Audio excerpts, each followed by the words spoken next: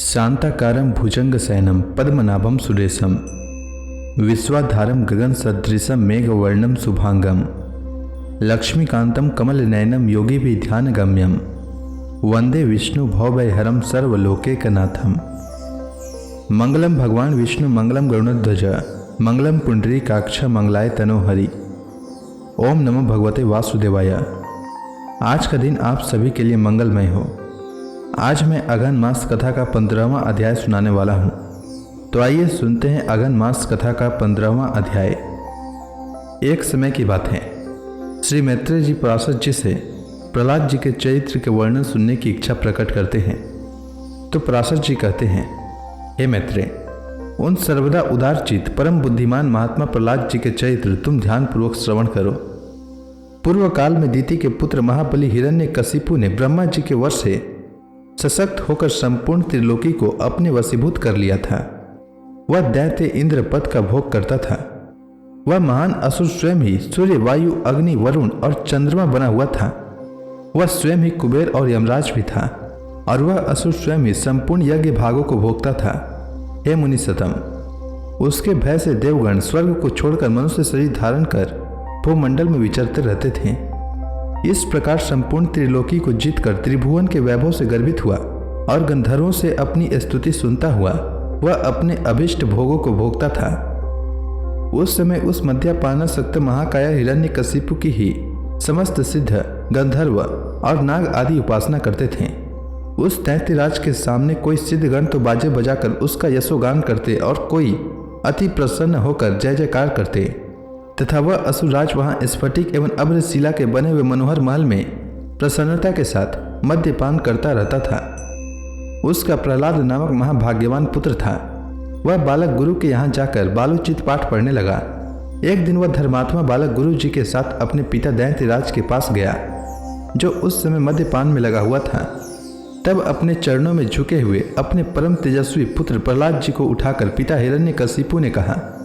हिरण्यकशिपु बोला, वत्स, अब तक अध्ययन में निरंतर तत्पर रहकर तुमने जो कुछ पढ़ा है उसका सारभूत शुभ भाषण में हमें सुनाओ। प्रहलाद जी बोले, पिताजी, मेरे मन में जो सबके सारांश रूप से स्थित हैं वह मैं आपकी आज्ञा अनुसार सुनाता हूँ। सावधान होकर सुनिए। जो आदि, मध्य और अंत से रहित, अजन्मा, वृद्धि, क्षय शून्य और अच्युत हैं, समस्त कारणों के कारण तथा जगत की स्थिति और अंतकर्ता उन श्रीहरि को मैं प्रणाम करता हूँ। श्री पराशर जी बोले, यह सुन दैत्यराज हिरण्यकशिपु ने क्रोध से नेत्र लाल कर प्रहलाद के गुरु की ओर देखकर कांपते हुए ओठों से कहा, रे दुर्बुद्धि ब्राह्मणधम, यह क्या? तूने मेरी अवज्ञा कर इस बालक को मेरे विपक्षी की स्तुति से युक्त आसार शिक्षा दी है। गुरु जी ने कहा, दैत्यराज, आपको क्रोध से वशीभूत न होना चाहिए। आपका यह पुत्र मेरी सिखाई हुई बात नहीं कह रहा है। हिरण्यकशिपु बोला, बेटा प्रहलाद, बताओ तो तुमको यह शिक्षा किसने दी है? तुम्हारे गुरु जी कहते हैं कि मैंने तो इसे ऐसा उपदेश दिया नहीं है। प्रहलाद जी बोले, पिताजी, हृदय में स्थित भगवान विष्णु ही तो संपूर्ण जगत के उपदेशक हैं। उन परमात्मा को छोड़कर और कौन किसी को कुछ सिखा सकता है? हिरण्यकशिपु बोला, अरे मूर्ख, जिस विष्णु का तू मुझ जगदीश्वर के सामने धृष्टता पूर्वक निशंक होकर बारंबार वर्णन कर रहा है, वह कौन है? प्रहलाद जी बोले, योगियों के ध्यान करने योग्य जिसका परम पद वाणी का विषय नहीं हो सकता तथा जिससे विश्व प्रकट हुआ है और जो स्वयं विश्व रूप है, वह परमेश्वर ही विष्णु है। हिरण्यकशिपु बोला, अरे मूढ़, मेरे रहते हुए और कौन परमेश्वर कहा जा सकता है? फिर भी तू मौत के मुख में जाने की इच्छा से बारंबार ऐसा बक रहा है। प्रहलाद जी बोले, हे तात, वह ब्रह्मभूत विष्णु तो केवल मेरा ही नहीं बल्कि संपूर्ण प्रजा और आपका भी कर्ता, नियंता और परमेश्वर हैं।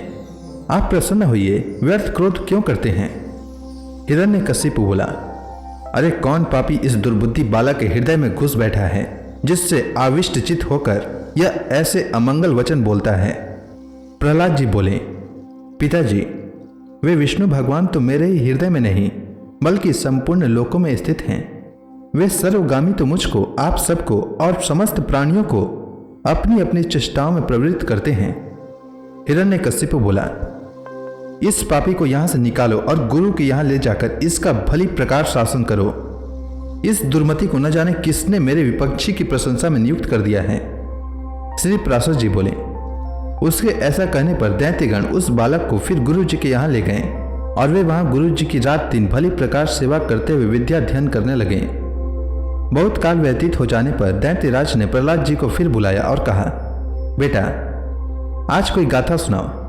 प्रहलाद जी बोले, जिनसे प्रधान पुरुष और यह चराचर जगत उत्पन्न हुआ है, वे सकल प्रपंच के कारण श्री विष्णु भगवान हम पर प्रसन्न हो।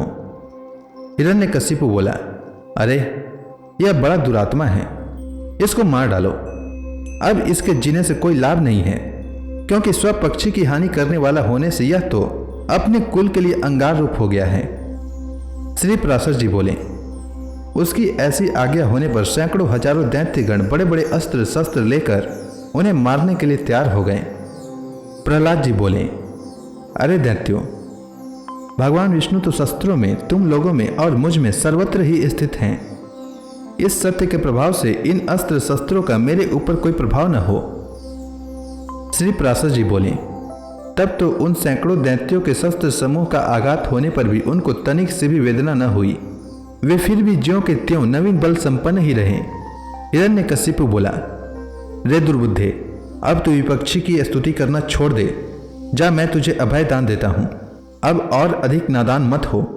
प्रहलाद जी बोले, हे तात, जिनके स्मरण मात्र से जन्म, जरा और मृत्यु आदि के समस्त भय दूर हो जाते हैं, उन सकल भयहारी अनंत के हृदय में स्थित रहते मुझे भय कैसे हो सकता है। हिरण्यकशिपु बोला, अरे सर्पो, इस अत्यंत दुर्बुद्धि और दुराचारी को अपने विषाग्नि संतप्त मुखों से काटकर शीघ्र ही नष्ट कर दो। श्री पराशर जी बोले, ऐसी आज्ञा होने पर अति क्रूर और विषधर तक्षक आदि सर्पों ने उनके समस्त अंगों में काटा, किंतु उन्हें तो श्री विष्णु भगवान में आसक्त चित्त रहने के कारण भगवत स्मरण के परमानंद में डूबे रहने से उन महासर्पों के काटने पर भी उनके शरीर की कोई शुद्धि नहीं हुई। सर्प बोले, हे दैत्यराज, देखो हमारी डाढ़ें टूट गई, मणियां चटकने लगी, फणों में पीड़ा होने लगी और हृदय कांपने लगा, तथापि इसकी त्वचा तो जरा से भी नहीं कटी। इसलिए अब आप हमें कोई और कार्य बताइए।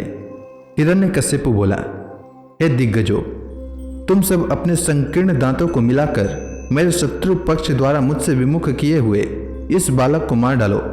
देखो, जैसे अग्नि से उत्पन्न हुआ अग्नि उसी को जला डालता है, उसी प्रकार कोई कोई जिससे उत्पन्न होते हैं उसी के नाश करने वाले हो जाते हैं।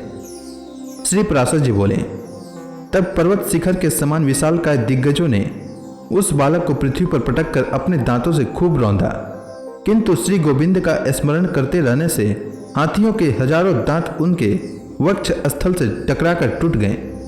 तब उन्होंने पिता हिरण्यकशिपु से कहा, ये तो हाथियों के वज्र के समान कठोर दांत टूट गए हैं, इसमें मेरा कोई बल नहीं है। यह तो श्री जनार्दन भगवान के महाविपत्ति और कलेशों के नष्ट करने वाले स्मरण का ही प्रभाव है। हिरण्यकशिपु बोला, अरे दिग्गजों, तुम हट जाओ। दैत्यगण, तुम अग्नि जलाओ, और हे वायु, तुम अग्नि को प्रज्वलित करो, जिससे इस पापी को जला डाला जाए। श्री पराशर जी बोले, तब अपने स्वामी की आज्ञा से दानवगण काष्ठ के एक बड़े ढेर में स्थित उस असुर राजकुमार को अग्नि प्रज्वलित करके जलाने लगे। प्रहलाद जी बोले, हे तात, पवन से प्रेरित हुआ यह अग्नि भी मुझे नहीं जलाता। मुझको तो सभी दिशाएं ऐसी शीतल प्रतीत होती हैं मानो मेरे चारों ओर कमल बिछे हुए हों। श्री पराशर जी बोले, तदंतर शुक्र जी के पुत्र बड़े वाग्मी महात्मा पुरोहितगण समान नीति से दैत्यराज की बड़ाई करते हुए बोले। पुरोहित बोले, हे राजन, अपने इस बालक पुत्र के प्रति अपना क्रोध शांत कीजिए। आपको तो देवताओं पर ही क्रोध करना चाहिए, क्योंकि उसकी सफलता तो वही है। हे राजन, हम आपके इस बालक को ऐसी शिक्षा देंगे जिससे यह विपक्ष के नाश का कारण होकर आपके प्रति अति विनीत हो जाएगा। हे दैत्यराज, बाल्यावस्था तो सब प्रकार के दोषों का आश्रय होती ही है, इसलिए आपको इस बालक पर अत्यंत क्रोध का प्रयोग नहीं करना चाहिए। यदि हमारे कहने से भी यह विष्णु का पक्ष नहीं छोड़ेगा तो हम इसको नष्ट करने के लिए किसी प्रकार न टालने वाली कृत्या उत्पन्न करेंगे।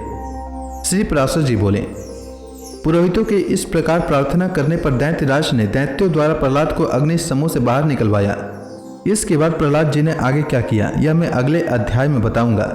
तब तक के लिए भगवान विष्णु का नाम लेते रहें। तो प्रेम से बोलिए विष्णु भगवान की जय, श्री कृष्ण भगवान की जय, लक्ष्मी माता की जय, तुलसी माता की जय, समस्त देवी देवताओं की जय।